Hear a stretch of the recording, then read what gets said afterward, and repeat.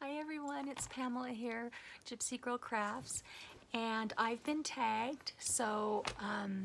I've actually been tagged 3 times. The first person to tag me was Pam Van E. Hi Pam.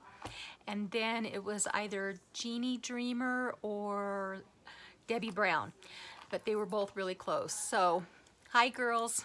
Anyway, I thought I would do my video. I tried once already and it wouldn't load, and I've just been busy with appointments and other things, so I'm finally getting around to a second go at it. So let's get busy and answer the questions. First of all, my name is Pamela Holderness, and my heritage is English and Swedish, and so my last name actually means holder of a river valley.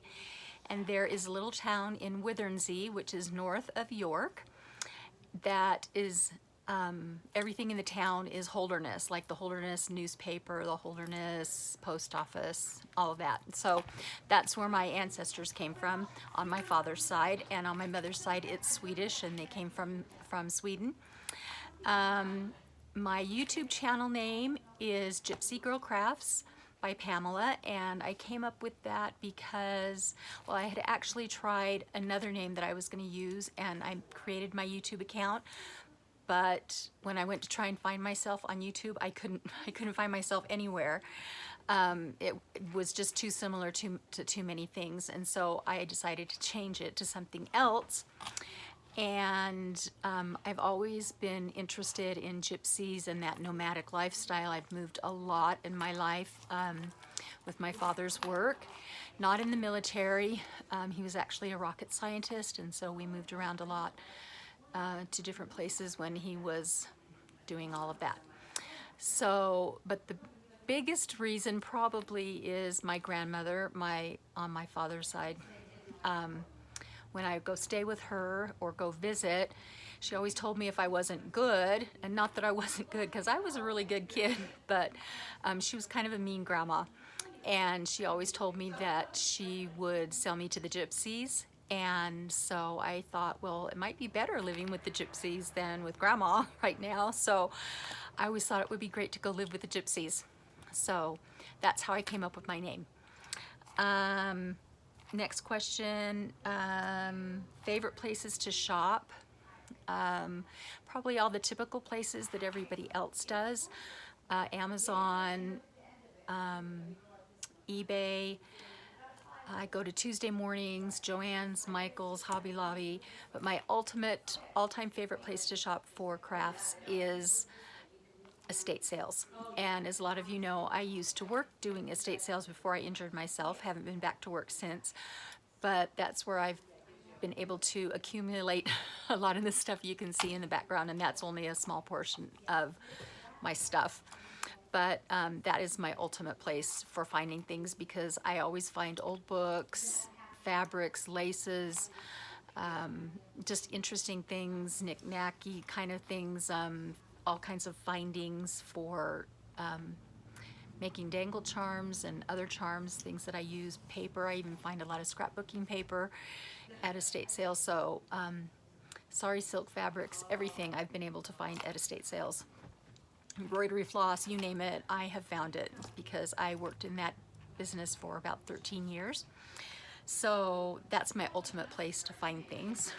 The next question is the top channels that I watch, and I can't answer that because I watch so many fabulous ladies that I couldn't pick out one, because everyone is unique and everyone is different, and I learn something from everybody.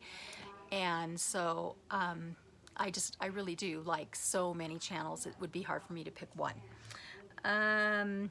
Let's see, when did I first start crafting? I was about 5.5, 6, right around there. I used to make Barbie clothes for my dolls, and little blankets and pillows and things. And oh, well, actually there's a picture right here. This is me when, oops, there's a glare. Let me see if I can get the glare. Oh, that's terrible, isn't it? Well, there it is. That's me when I was about 6. And it sits on my part of my sewing table with some other pictures of my family and things, but that's how old I was when I started crafting. My mother was a huge crafter. She did everything, literally. I'm not kidding. She was, first of all, a fabulous cook, and she'd can food, so I learned how to do that from her. She painted, she did porcelain dolls, she crocheted, she knitted. She would card wool and spin it, and then did weaving, and she did bobbin lace and quilting and sewing, and you name it, she did it or tried it. And so I get that craftiness from her, but also my mean grandma was a seamstress, and she had a little shop up in the coast of Northern California in a town called Mendocino. And she had a clothing store and 7 seamstresses that worked for her full-time sewing and making her own designs. And so I would go visit in the summers and work at the shop, and I would sew and make a lot of my own clothes. And I started making my own clothes when I was probably, I think, 11, maybe 10, 11. So in fact, one of my classes that I had, it was in the 9th grade, and I'd already been sewing for a long time, and I made a dress, and the teacher asked us to double stitch the zipper because zippers, she said, were always coming undone, the stitching, and so it was better if you double stitched it.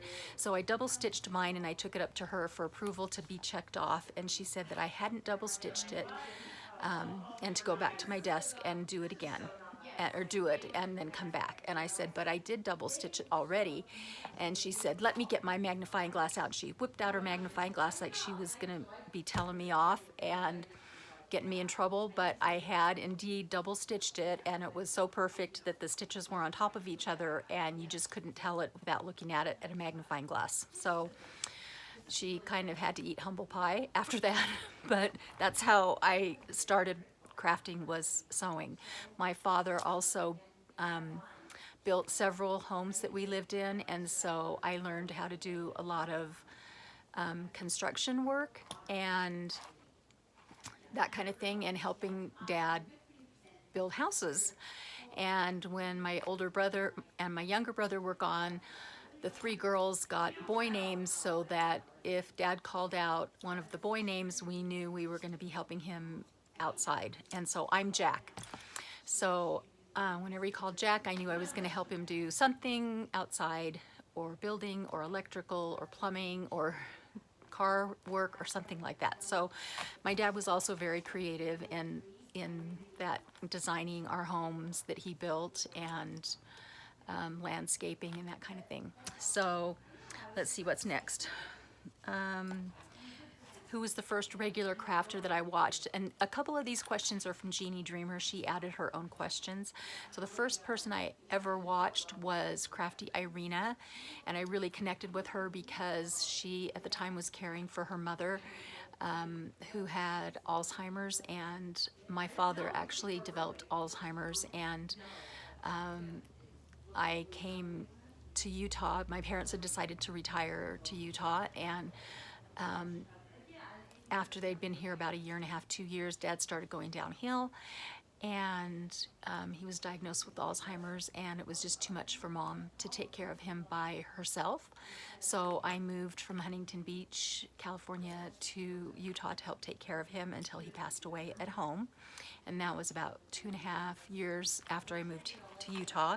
And coincidentally, all my siblings, I had one sibling that was already here, one that moved here before my parents, and then my older brother was transferred here with his work, and then my sister and I moved here together at the same time. The sister that's just younger than me. So the whole family ended up here, and then after Dad passed away, we just thought, well, the whole family's here, we might as well just stay. So that's how I ended up in Utah, but I'm a California girl. I miss the beach. I don't miss the traffic, but I do miss the beach. My favorite crafting tool, I would have to say I have several after my sewing machine, because that's my ultimate craft tool. But I do like my crocodile, of course my paper cutter scorer, that's goes without saying.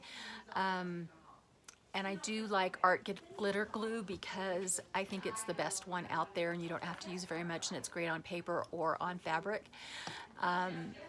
It costs a little bit more, but it's well worth it because you don't have to use as much. So I think it kind of works out in the end.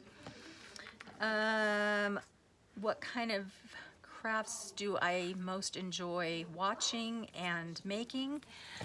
I like it all really because I do learn tips and techniques from everybody, like I said before, and you can just put your own spin on it. So my favorite thing to do is whatever I am working on at the time. For a while I was really into altering boxes and a few things like that that I even haven't done videos on yet, but because I did them before my surgery and I just didn't get a chance to do videos on them, but hopefully I'll be able to do that before too long. So, but now I'm back to my first love, which is really journals, and so I've been working on trying to do some journals lately. Let's see what else. Who did I learn from the most? And that would have to be my mother, because she was so crafty and was always doing something, and she wrote poetry and she's written several children's stories, and she's got several books that she's written. They were never published, and she passed away before we published anything, but she just was always my ultimate person that I looked up to because she knew how to do everything. And I've been crafting on YouTube just a little bit over a year. I started crafting again because I've always been crafting, but when my mom passed away, we were all very close and we did a lot of crafting together. And so when she passed away, it was really hard for me to do anything because I was just so sad that she wasn't with us anymore. She died very unexpectedly and very quickly, and she was too young, and so it was really hard and I couldn't really do anything. And I tried a couple of times to do different things and I just wasn't really motivated or interested. And I'm a little bit of an insomniac, so late one night I was up and something popped up on the screen and it was one of Crafty Irina's videos, and I started watching her and I watched her for probably a couple of hours, like into 2 or 3 o'clock in the morning. And then her channel led me to a few other ladies, and I watched them nonstop for probably all of those ladies, and then it just kept branching out, but I watched a bunch of different ladies probably for 4 or 5 months before I actually even did anything. I just watched videos and learned things about junk journals, which I'd never heard of before, although I had been scrapbooking for years. And it just kind of grew from there, and I decided to start a YouTube channel just for my own self to kind of log my journey back into crafting, and maybe just my family and friends might watch a couple of my videos or something, but I never expected it to be anything that would grow as much as it has. So let's see, what else? Did I get all of the questions? I guess I'm just supposed to tag 4 people, so a lot of ladies have done this already, and I am sorry, I was supposed to have done this already like 2 weeks ago, I think, but it's taken me a while to get back into doing things since my injury. But I am going to tag a few people that I don't think have been tagged yet, and I just, before I started this video, checked to see if they had been tagged. But Tama Farrell, Beate of Strand Nix 1, Lynn Bentley, Little Sue Crafty Beginner, and Julie Derry. And I'm going to tag those ladies so that they can get in on the fun. Anyway, thanks for watching my channel and supporting me, and I hope everybody has a good day and a good weekend coming up. Thanks. Talk to you soon. Bye-bye.